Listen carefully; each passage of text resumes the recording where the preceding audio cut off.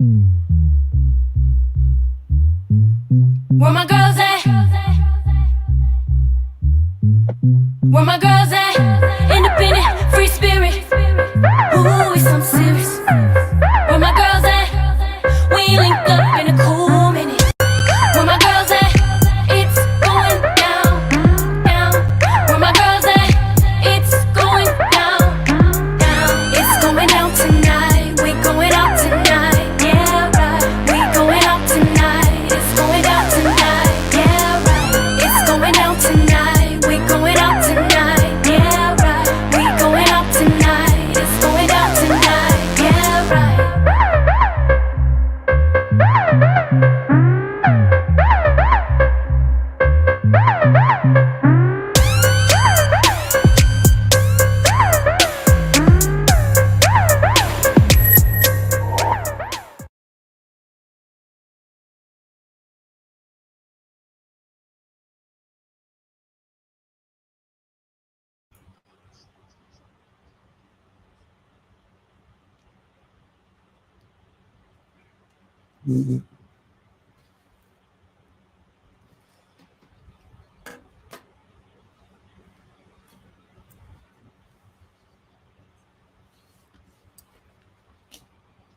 Oh my goodness. Thank you for linking up with the Force of Friendship on We Got Issues today. Yes, yes, yes. You know, for a lot of people, last time they had a round of applause was when they graduated from high school. For some, it was when they graduated college. And for some, you know, it was on their wedding day or maybe even their wedding night. Okay, so you can count on a round of applause every single day, at least when you are on with Michael, okay?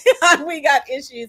It is your girl, Katrina Harris Earl, and it is another great day, y'all. Just say it with me. Winning Wednesday today. I think it's Wednesday. It's Winning Wednesday, and we're going to be talking about winning. We're going to be talking about women winning. We're going to be talking about winning in law. We're going to be talking about winning in sports. We're going to be talking about it all. And so Gloria brought it home on Monday. We did the Super Bowl show, but I have to tell you today, Gloria, today is going to be the Super Bowl playlist. Okay, so we're going to do the halftime playlist because I think everybody, it doesn't matter whether you're on Instagram, Facebook, TikTok, Twitter, they are still jamming the halftime playlist. And so Michael's going to bring it home. It's going to be a great show today. We have a great guest, Nicole Council, who is a lawyer and a certified agent through the National Basketball Players Association. We're going to talk about it all in a minute.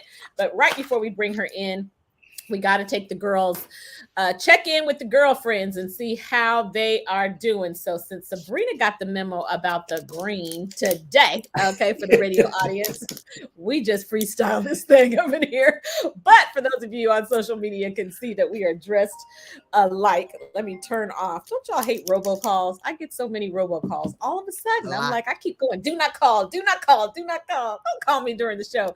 Sabrina, how are you doing today? How are you doing today? Great, fabulous. When I tell you 50 degrees in Geneva on the Lake, Ohio, woo! It's like a summer day. Yes, yes, yes. So I have so much energy. The sun was out. The days are getting longer. You see it's still light outside my window. I'm glad to see all of our tribe. Our tribe is in the house. They're saying hello from Florida to New York. Carolyn Muse, I got to give her a shout out, y'all. She is so loyal.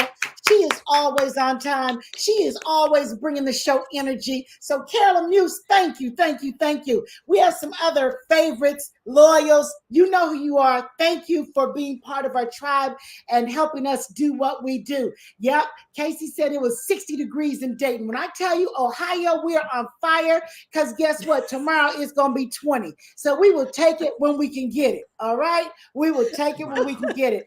It's NBA All-Star Weekend in Ohio, so the city is on fire in Cleveland. All the stars are coming to town, and so it's a lot going on. Somebody said in New York City it was 45 degrees, feeling like springtime. So hey, spring is in the air. Spring is in the air. Gloria Mayfield Banks, how are you? Oh, I can't imagine what it's like to be in Ohio with NBA championship going on. I can't imagine the energy, the excitement, the looking around the corner, like thinking you sell LeBron, but it ain't no LeBron. It's somebody that's tall that lives in Ohio. But I you just know what? can't It's even LeBron's imagine the mama. women, the It's LeBron's cheerleaders. mama. LeBron's mother is going to do this huge fashion show that I'm going to go to on Friday. You And going? yeah. And That's so gonna it be might not great. be LeBron, but we're getting close to LeBron through his mama. Her name is Gloria. So we're going to the House of Glow. Wow, that's nice. The House of Glow. I love it. Now we're gonna watch your social media because I know you're gonna put some stuff on stories, Sabrina. I know Yeah. you're gonna bring us all up in the camp. That's exciting. Well, I'm Yeah. packing tonight, heading to Florida. So I hope that it's gonna be warm there. It wasn't tremendously warm yet, but I'm believing in the warm weather. I'm believing in the sunshine. I'm believing in watching the sun come up and go down. I'm believing in having a great time and partying and having a really good educational time. It's going to be awesome. So I'm excited. I hate to pack. I'll tell you right now, it's not my fun thing. I overpack. I already brought out 2 bags because I know I'm going to pack 2 bags. That's just who I be. And as long as I'm on Southwest Air and they free, I don't care. So it's easier for me to pack more than, I love it. The House of Glow. So we're good. We're ready. Missing Chrisette, we're ready. We are so different in that regard because Sabrina is a 1 bag person. And, when I say 1 bag, which is never Carry on. that means Carry on. My 1 bag No. means 1 bag plus a purse, plus a carry-on, plus a laptop bag, plus this, plus that. I'm like, that's a show. That is a show. When I bought my tickets the other day for Hawaii, it said you could bring 6 bags, 3 bags apiece. Anthony was like, don't even try. Oh my gosh, we have a great show, you guys, but the weather is shifting and changing. I'm looking out my window and I see cherry blossoms on my tree. I mean, I'm excited about it, but it seems a little early to me, which concerns me. But we are talking women in sports today, you guys. The evolution of women in sports. Not surprisingly, most of the money and attention spent on sports and athletes are directed to men, both in professional and amateur levels. But just a little bit about the evolution of women in sports, y'all. 1974, the Women's Professional Football League was formed. Had no idea it was that early. The Women's Professional Basketball League, 1978. 1991, the U.S. women's soccer team wins the first ever women's championship, beating Norway. The Women's National Basketball Association formed in 1996. 2000, the first women's football Super Bowl is played in Pasadena Stadium in Texas. 2009, the Women's Premier League Rugby is formed. 2010, Women's Spring Football League is formed. 2012, the Women's National Women's Soccer League is formed. In 2015, the National Women's Hockey League made headlines by announcing they would be the first professional league to pay women for playing hockey. We're going to talk all things sports and law today. I'm going to bring in our guest, bring her in, Dorothy. She is a licensed attorney in the Commonwealth of Pennsylvania. Nicole Council is an associate attorney at a prominent law firm in Philly, where she represents major property insurers focusing on complex property damage cases caused by construction or product defects or design. She advises employers, businesses, and insurers in a wide range of subrogation matters involving explosions, y'all, structural damage, construction defects, product liability, and other catastrophic failures. When I read that part of her bio, I said, what's the difference when Black women are at the table? What difference do you make? She is prior to becoming an attorney, Nicole worked in the insurance industry for prominent insurers. She is a certified agent through the National Basketball Association. She is a founding managing partner of Invisible Ceiling Management Group, a full-service management company focused on the representation of professional basketball players and individuals in media and entertainment.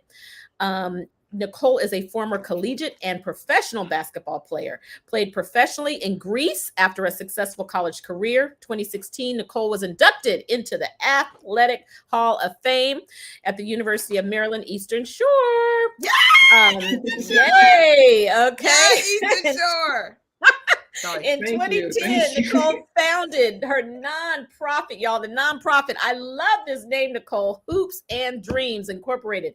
The foundation holds an annual weekly basketball camp at her high school alma mater in Portsmouth, Virginia. The camp is held during the summer to provide alternatives for the underrepresented in the community.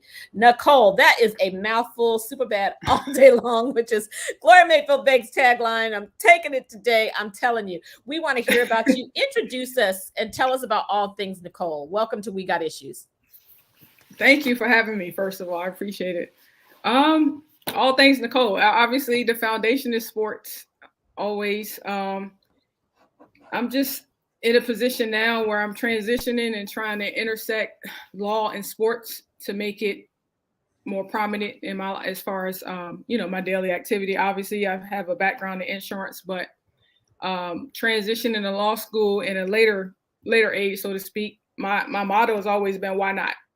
Why not? And that's pretty much, obviously there was fear transitioning later in life, but I've always wanted to go to law school. As you mentioned, the WNBA started in 1996, which was my senior year in high school. So I really didn't have that desire or have anything to look up to as far as going professionally. So it wasn't on the radar until, maybe my senior year in college. And I received the invite to the Miami Soul, which was an inaugural WNBA team. And from there, I got the offer, an opportunity to go overseas. So initially, my plan was to utilize sports to get a college degree. I was the first college graduate in my family. And at that point, go to law school. And that was going to be my trajectory.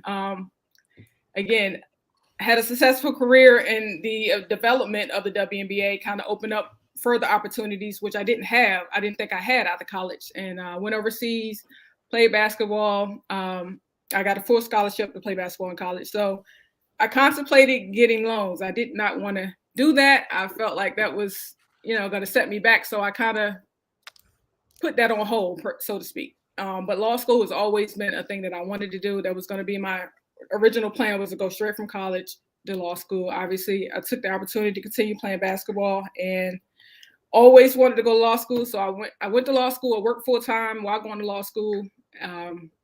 Took the bar, passed the bar the first time. And obviously now I'm starting my agency, and that's, finding that perfect intersection between law and sports. So that's the goal going forward. That's all things Nicole. Wow. A lot. I want to just stick on law just for a moment. And one of the questions that I asked when we were talking back and forth is, what is the difference when you are at the table? What difference would it make having Nicole as their attorney versus when a Black woman is not at the table? I think representation is everything. Obviously, when we see, it's in a sense of ease. You see it often. You sit at the table. If there is someone that looks like you, they kind of feel, you can see the sense of relief, almost like they're not alone, so to speak. And that's not something you often see. Me as an attorney, when I see people that look like me, and which is not, that's rare. It makes me at ease. Obviously, right. You learn to adjust when you're often the only one in the room. So it just kind of takes the weight off, and you can kind of, someone that looks like you, that may understand you, that may see a different perspective.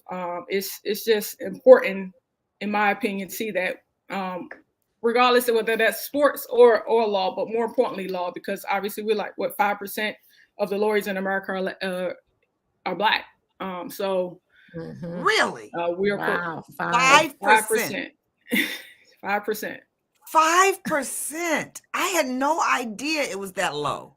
5%. And obviously, I don't know the actual percentage. Nobody else needs to listen to our show but us, because we get all the education right here. We get all the education right here.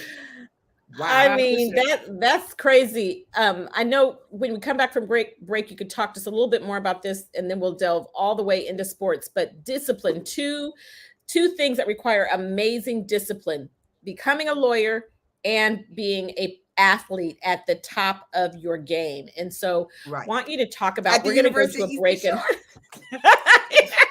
So I want you to talk about it, y'all. 40% of all sports and participants are female, yet women's sports receive only 4% of all sports media coverage. And the amount of scholarships that go to women, very, very low. So we're talking about women, super bad women. And as we take it to a break, here's a super bad sister. Can everybody do the Mary J. Blige? Okay, everybody practicing with their leg, okay? I ain't got no boots that high, but I know I'm looking for some. We will be right back. Woo!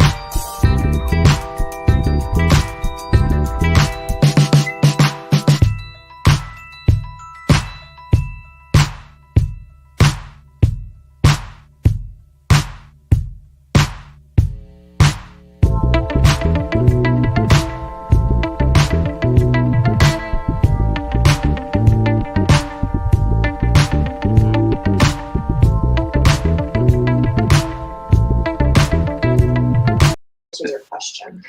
I spent and wasted a ton of hours, like 22. You only get one shot. You only get one shot. Oh my goodness. For our social media audience, that was a little bit of Eminem talking to us about getting one shot.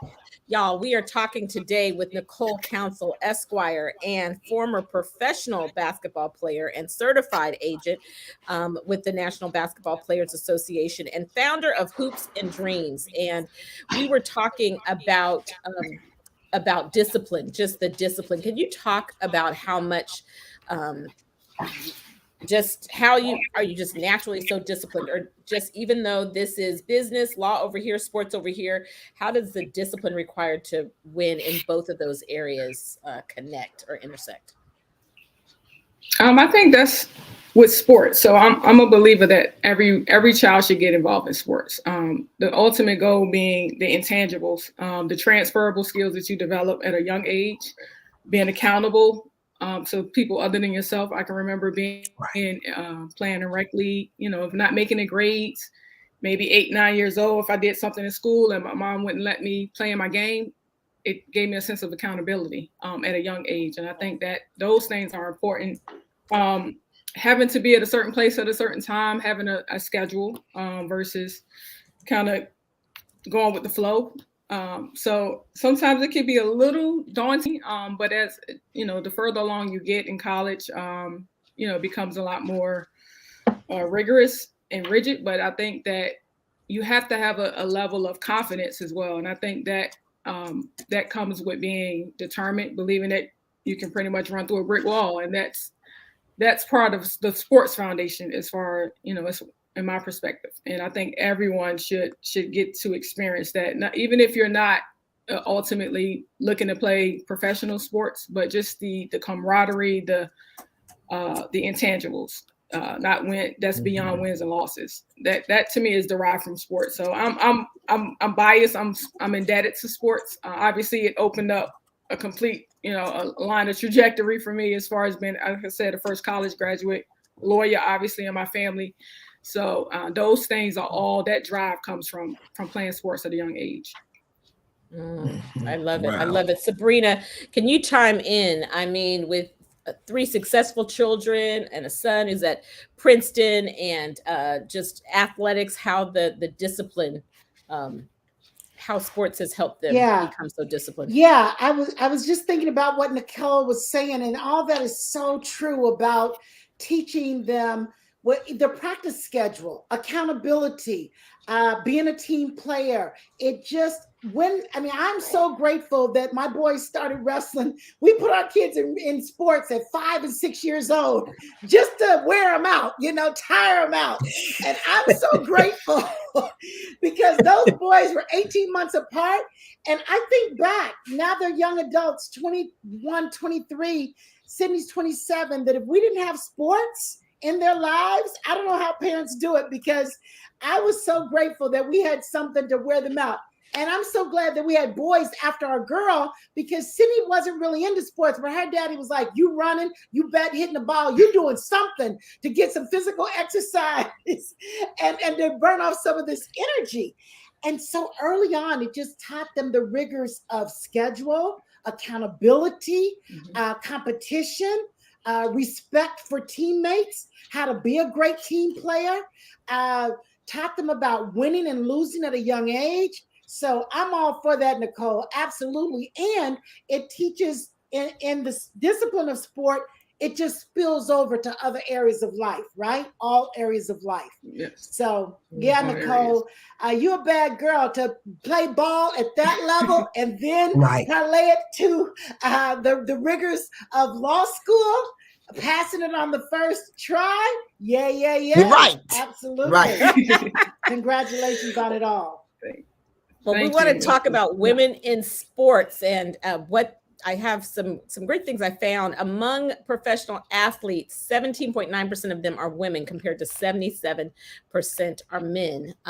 So can you talk about women in sports? Give us a little bit of the inside scoop. What was it like when you played for you? some of the major differences are for women and men. And then we'll talk even more about how you encourage other women to go to play sports and then to consider going pro. I think, obviously, again, back to representation, not a lot of women played sport. It wasn't visible. So you didn't really I knew I could play basketball pretty good at a, 5 or 6, but there weren't enough girls that signed up. So I either had to play with boys or, and that could kill your confidence a little bit. You're playing, you don't want to be playing with the boys at 6. So, the representation just wasn't there. And I just think it's encouragement. And I remember taking a law and equality class, sports and equality class in law school. And you talk about the simple things like, the psychology of it when they say, oh, you hit like a girl. You ever tell a boy that? So it always carried negative connotations, women in sports. So you have to overcome, and again, I don't think that's intentional, but it's always that, that negative comment that women shouldn't play, or you were a tomboy, if you were athletic. So again, a negative connotation. So it's just, taking that and turning it into a positive. And the more women you see, like I said, in 1996, I began to see women play on a higher level. And that just wasn't something that I saw. So I think, just women being more accepted. Obviously, you see the WNBA now, they're fighting for equality. Obviously, pay is going to be different because not every, we just don't get the support in the U.S. Overseas, and they do. So they pay a lot more overseas. Really? Oh yeah. They pay a lot more because it's a lot more support in Europe than it is. We're getting there. We're a little bit behind though, but that's it's a prominent sport overseas. They value the women's basketball a little bit more, and they put more money behind it. And obviously, because of that support, they can get a lot more equal. So the WNBA right now, they're fighting for just travel arrangements are very different. Simple things that have a direct correlation to your performance or your ability to perform. They just it's just not. It's not comparable. I think I read tell me about the travel. Give me an example of the travel differences, the travel, because travel has a lot to do with your mental situation when you arrive, when you get there, all of that. Oh yeah, some of them the WNBA players, obviously the NBA players, they have chartered private planes. The team owner they own a plane, so they fly commercial. I've read one of the ladies from Las Vegas, but she's no longer with the Vegas. I think she just signed with Phoenix, but she said she had to pay to upgrade her own seat. She's like 6'6". So they're in coach. They're not. Yeah. Oh yeah. It's a very, very, very big difference. And she had to pay to upgrade her seat. And when you have that versus men who, the men are flying on their own charter planes, they're not flying commercial. Right. So simple things like that, meal plans and, meal allowances. And, obviously you can't compare. They don't have the WNBA doesn't have the contracts with the TV contracts and things like that to be able to pay. That's where a lot of that money comes from, to pay the men the amount that they pay them. But I think that's derived from, just the overall support of it. So the travel arrangements, anywhere from, you saw the situation that happened with the Olympics, with the food, the food that was available for the men's side versus the women. So to me, it's just a constant, a constant battle. And I think we're definitely trending on the right side. It's just going to take time because there's such a disparity between the two, but more women are getting involved, not only playing, but on the executive side, on the coaching side. So I think women are becoming a lot more prevalent in sports. Understandably so, I think women are gaining a lot more respect because it does require the same amount of work that men put in. And I think they're getting the respect that they deserve as far as, owning their craft and things like that. So, we have a ways to go, but I think we're trending in the right direction. I watched the episode this weekend or last week about women in sports, and they talked about agents, they talked about coaches in the football and things like that. So I think we're definitely heading in the right direction. It's just it's going to take time. I pulled this from the Women's Sports Foundation, the major factors influencing girls' participation in sports. By age 14, many girls are dropping out of sports at 2 times the rate of boys. Through more than 25 years of research, they found some of the major reasons why they drop out. Lack of access. Girls have 1.3 million fewer opportunities to play high school sports than boys. Other reasons they drop out: safety and transportation issues. You just hit that on the head. Social stigma, you talked about that. Why they drop out: decreased quality of the experience. As girls grow up, the quality level of their sports experience may decline as it relates to boys. Wow. You kind of hit on that as well. Cost. School sports budgets are being slashed every year all across the country, especially as it relates to women. Lack of positive role models. And then it goes on and it talks about all the reasons that all the things that women gain from sports. And so that was really, really good.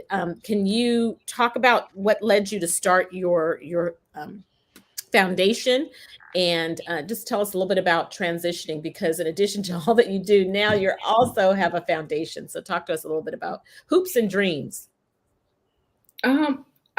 It's crazy. I always wanted to have a foundation. And I was talking to one of my friends when I graduated college, and I always correlated a foundation with a professional athlete, right? So, I had to have money first. I had to be a millionaire was my mindset. And I was talking to her. She was like, no, they rarely use their own money, per se. So, that's what fundraising. And I'm like, oh, that's a good idea. So I just started it. And what I wanted to do was give back, because obviously I had so many people along the way that helped me, whether it was get me to practice if my parents had to work, assist with paying for, obviously paying when you play AAU, that stuff is expensive. And Right. You talked about that being one of the obstacles. So I had so many people in my community that looked out for me, that I didn't know when I first started playing basketball that I could get a scholarship and play basketball for free in college. I had no idea. So people along the way kind of pulled me to the side and shared things with me. So I wanted to create a foundation to provide just that. And obviously it was co-ed, boys and girls. And we have quite a bit of girls that signed up. And that was, Nicole, hold that thought. We're going to go to a break.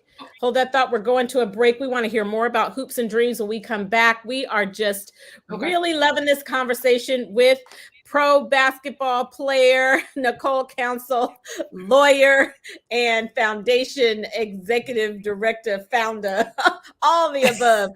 Let's give a moment to pay some bills, and we'll be right back.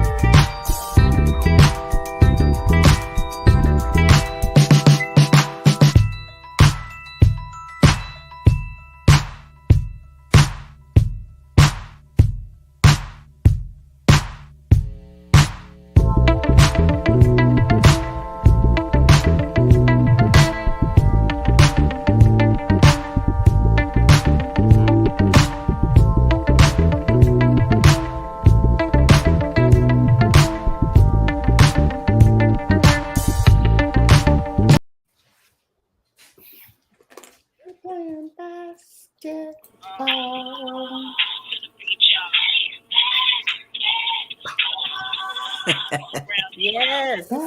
Playing basketball. When you're playing basketball, I have to say, with my 4'11" self, I ain't played a lot of basketball, but I love some basketball, you guys. That at the college level, listen to this about audiences. At the college level, women's softball is drawing bigger audiences than men's baseball in some instances. For example, the Women's College World Series averaged almost 440,000 more viewers than the Men's College World Series. An average audience of 25.4 million fans in the United States watched the Women's World Cup. And so it's expanding. I want to give a shout out to Walter Quincy, who is on the line. He is my personal trainer. He is training Gloria, and that is how we met Nicole. So Nicole said he has continued to keep the accountability. So thank you, Walter. We're going to go to the phone lines. We have our boy Marathon is on the phone. And Marathon, we know you love music. Tell us about sports. Talk to us, Marathon. Hey, how y'all doing? Great. I think you three for three, okay? I was wondering how the women's track and field is compared to the men. Excellent. Let's. Do you know anything about that, Nicole? Is that something you could speak to? Not anything about track and field. I don't know much about track and field. In the way of the disparity as far as funding and things like that, I'm not too familiar with that. Oh, okay. I didn't do research about that, but we know this. We know there's a disparity, right? We know there is a disparity. Let's put that women in track and field, and we know that kind of across the line. It said in the research I did, it said that women athletes are making 82 cents on the male dollar, and actually I thought that was high. I thought that was very high. Maybe compared to all professional athletes, but I thought that was actually high. So thanks for calling in, Marathon. I appreciate you so much. Thank you. Go ahead, Sabrina. I got a question. Speaking of track and field, Nicole, a couple of questions. What are your thoughts? I don't know if you've been keeping up with the. But we do know that the Russian skater was, her test came back positive for doping. The 15-year-old, she was still allowed to skate. Sha'Carri Richardson, the track and field superstar, right. There was some marijuana testing positive, but she was not allowed to run. Being a premier athlete, what are your thoughts? What do you think about what that judgment was? Just curious. Obviously not knowing everything, but what's been out, I think is clearly a double standard. And that, unfortunately, is a microcosm of not just sports. That's, going back to the Brian Flores lawsuit that's going on. It's, it's a constant battle. And I think it's so blatantly obvious that she's allowed so blatant continue. And it is. And it's, unfortunately, I don't even think she has any recourse. When it comes to sports, as well, especially track and field. What I do know is that we don't see them often. The Olympics is their golden gate. So to take that away, take that away was, it's highly detrimental. Hopefully she can recover. But again, you're talking about at least a 2-year wait. And then 4 years, but it's based on the facts that I see, it was clearly, unfair, considering the two circumstances. And I think I just saw that they're gonna delay if she does win, they're gonna delay the ceremony until the investigation is complete. So to talk about she's in the top 3, that's crazy. Yes, they're gonna delay it. To complete the investigation, and what Sha'Carri talked about was, her mother passed away, so she gets no recourse. But again, I just think it's a microcosm of America, unfortunately, and the uphill battle, and why representation is so important, why we need a seat at the table. If someone that looks like Sha'Carri, or maybe there is, I'm not aware, was at the table on the Olympic Committee making these decisions, perhaps they could bring a different perspective. That's right. That may have given her a little, to give her, what we talked about, to have some compassion on her, that will understand and, you know, where she's coming from, and understanding, you know, losing your mother in her life, and that, you know, turning to, you know, marijuana at that time is not it's not something that should have been a death penalty per se on her, you know, Right. opportunity to run. So that's why a seat at the table is so important, and we have to get more of them. We need more representation. Yeah. You That's know, good. I have That's a question. good. Go ahead. I have a Gloria. question, Nicole. I really feel like your Hoops and Dreams opens up so many doors for so many people whose doors are locked. And I'm very inspired by the fact that you're the first person in your family who went to college. And I want you to tell a little bit about that, because we have a lot of listeners who, you know, we shut down our thoughts. We don't open up a foundation because we don't have enough money. We don't inspire people to go to college because they didn't go to college. But what was the door that opened up for you? What was the seat at the table that made a difference for you to, at this date and time, you're still the first one in your family to go to college?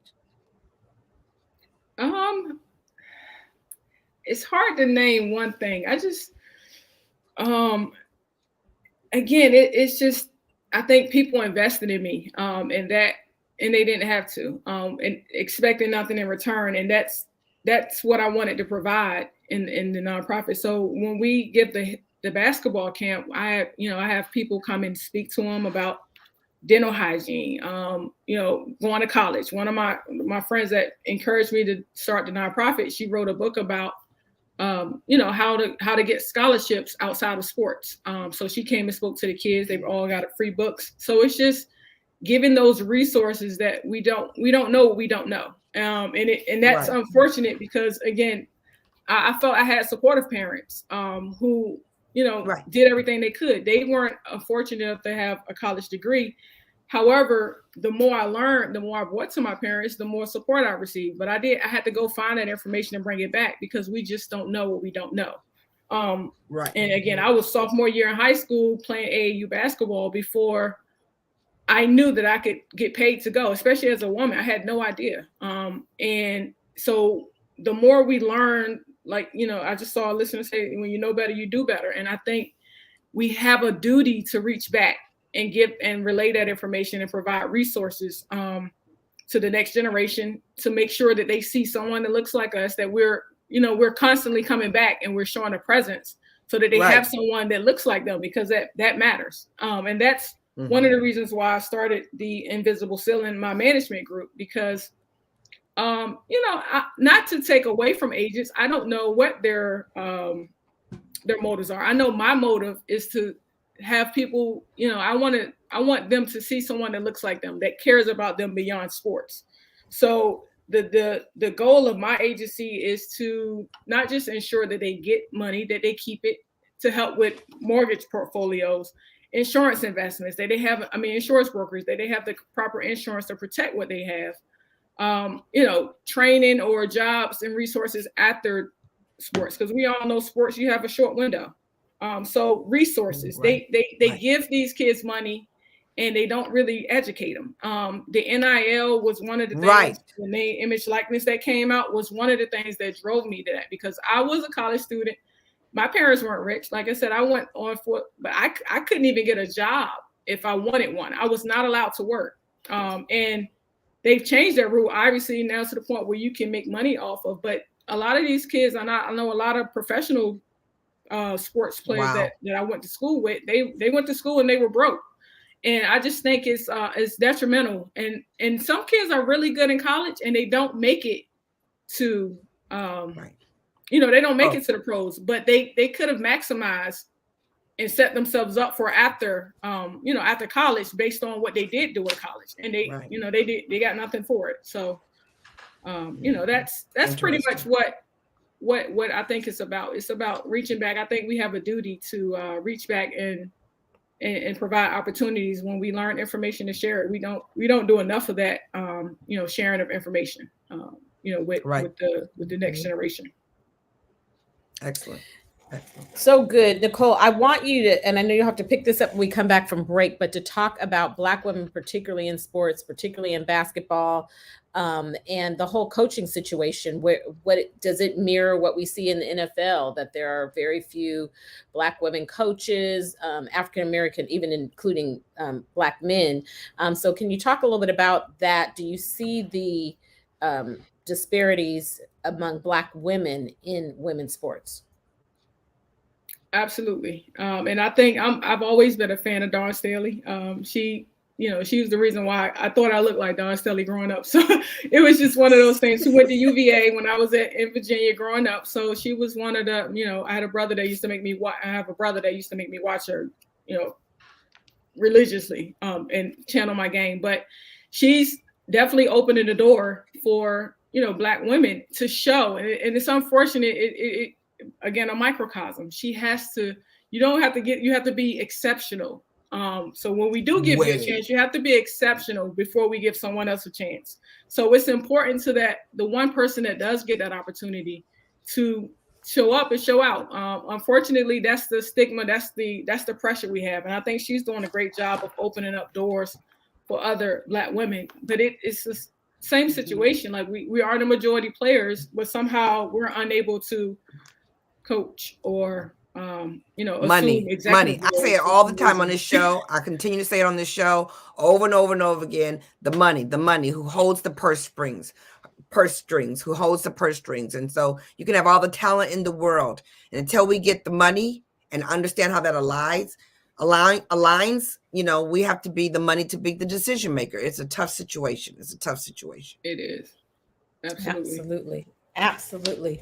Well, we want you to lean in and talk a little bit more about that when we come back for the break. We're going to go to a break, our final break before we will come back with Nicole Council. Call us and tell us your experience. Are you an athlete? Your daughter, your granddaughter, someone who you are supporting as a woman who is in athletics. 313-778-7600. And here we go with a little more of our halftime playlist. Coming back from the break.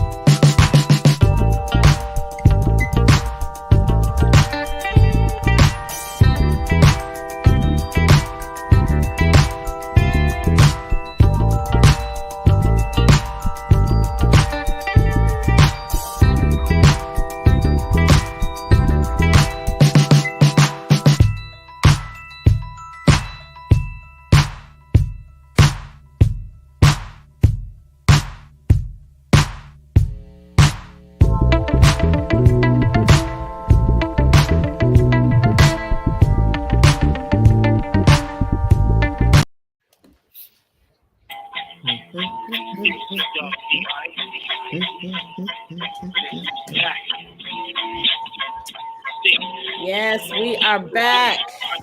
We We are back. We are back with a little bit of Snoop and Dr. Dre.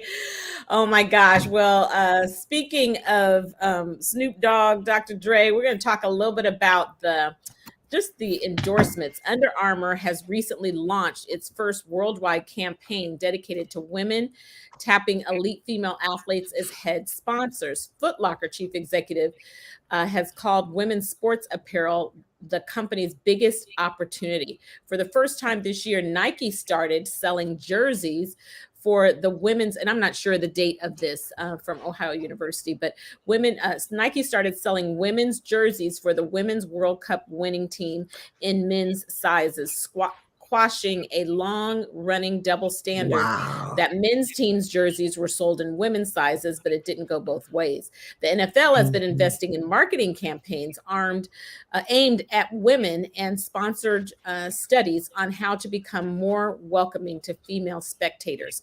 Can you talk a little bit, Nicole? And I want you to be sure to give people how to contact you, how to reach you, those that want to be connected to the foundation and those that might be looking for an agent, okay, that want to know more about that. So let us know that. But can we talk a little about endorsements?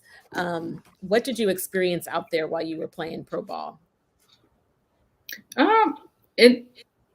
When I played, obviously it was a long time ago, but they weren't as prevalent as they are now. I love that they're opening up, which is one reason why I want to get involved. I want to make sure that we have someone in the room promoting, our women, our athletes, making sure that we do get the same opportunities and a piece of the pie, because I think women are capable and able to promote a brand and to bring additional audiences to that brand. So I don't know why, obviously, women were lacking, but I love the fact that they're making a concerted effort to be more inclusive of women and what they bring to the sport, because women we work hard to be competitive.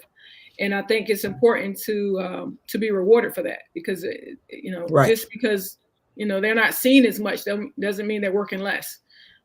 So I think it's important that, we are diverse and that little girls can see, women on commercials, things like that as well. And those are things that I think will change the trend. And when, that's representation. You look on TV and you can see, the WNBA players and the soccer players who are winning and, weren't getting the same thing. The women just, the soccer league, they were winning and they were getting less money in the Olympics, but they had won several years in a row. The men were not that great, unfortunately, but they still got paid more. And it's just, we have a ways to go, like we said, but I love the fact that it's now at the forefront, and that's, that's how it should be. And that gives us more opportunity to encourage more young girls to get involved. We take away the stigma. It's not a bad thing to be an athlete as a woman.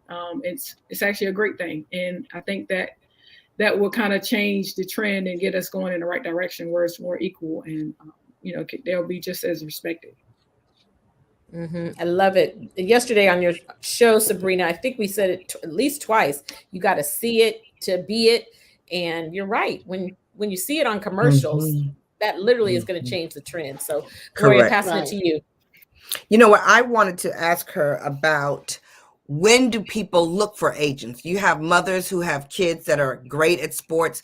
When do they start? Because I think that's still a thing that we miss in our community, is great representation at the agent level, understanding the differences, the different choices. My cousin's a lawyer, my sister's a lawyer, but when do they start looking for an agent, and what do they need to see in an agent? I think now with the new NIL, a lot sooner than before. And that's because, it's more so for me just making sure that. Hey, Nicole, back up. Nicole, some people don't know what NIL is, so break that down and tell them about it. Because this is sorry. I know acronyms.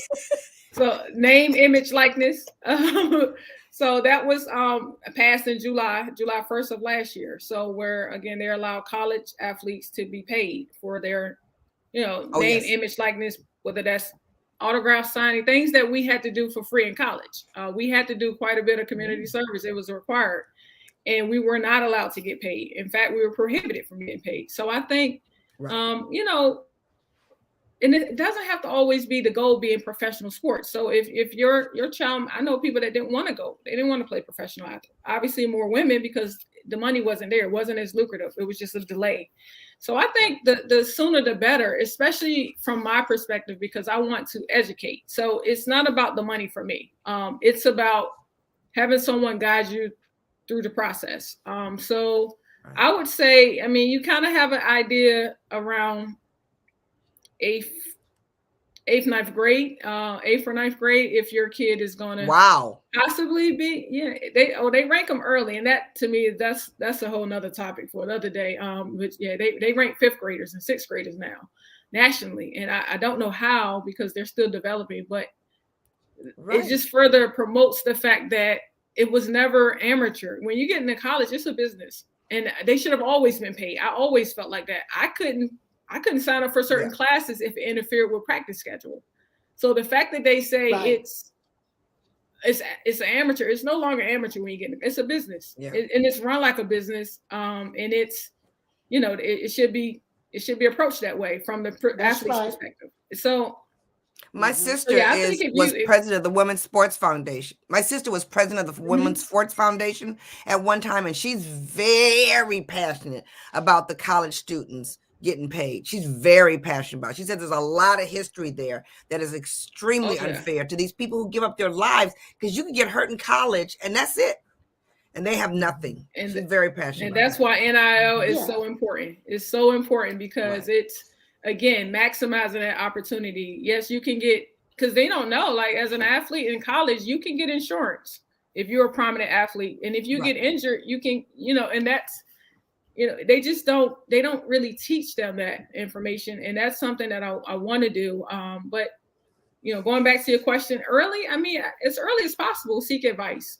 Even again, if it's not to be professional, just to make sure that when your student goes to college, they know to at least consult when someone's, throwing money at them or present opportunities to them that they're not aware of. So I think the more we know, the better. Obviously, the more you know, you know better, you do better. So I think it's one of those situations. And obviously, like I said, with my agency, I want to be full service. So outside of the sport, making sure that they build that real estate portfolio, things that will enhance their wealth, because you have a short window with sports, so you have to maximize it and you have to do something with the money. Nicole, I want to give your website Invisible Ceiling. Go ahead, Sabrina, before we cut. Where are you based, Nicole? I know you can have clients everywhere, but where are you based? What state? Where am I based? I live in Delaware, but so right outside of Philadelphia. Now I work in Philadelphia. Nice. Well, we know that. Okay, and will you come? Does the WNBA? I mean, NBA All-Star Weekend is always so big. Everybody comes in town. Do you ever go to NBA All-Star Weekends? Do you ever go? I went to a long time ago. Probably 2002. I went when it was in DC. I went to the it was a long time ago. But I do go to I went to the NBA Summer League in Vegas this past summer. Again, just looking for opportunities to see the talent that's out there. But again, going back to what we stated earlier, as far as how early, it's amazing that some things you have to make sure that you maintain your kid's name. People can take their name and reserve the domain. So I don't know if you guys have heard that word. Yeah, and make them buy them from them, because that's what they do. So no commercial, but Nicole, you have to find a way. You got to make sure you protect your brand. I want to be sure to get this out there for the radio people. InvisibleCeiling.com. This website is new website going live March 1st. So write it down, InvisibleCeiling.com. You want to give your Instagram or your Facebook real quick? Yes, Instagram is at SNCouncil.ESQ. So SNCOUNCIL.ESQ. And Facebook, just Nicole Council, as spelled. Awesome. You can also find it on Facebook. I mean, on our Facebook page, The Force of Friendship, and she's tagged there.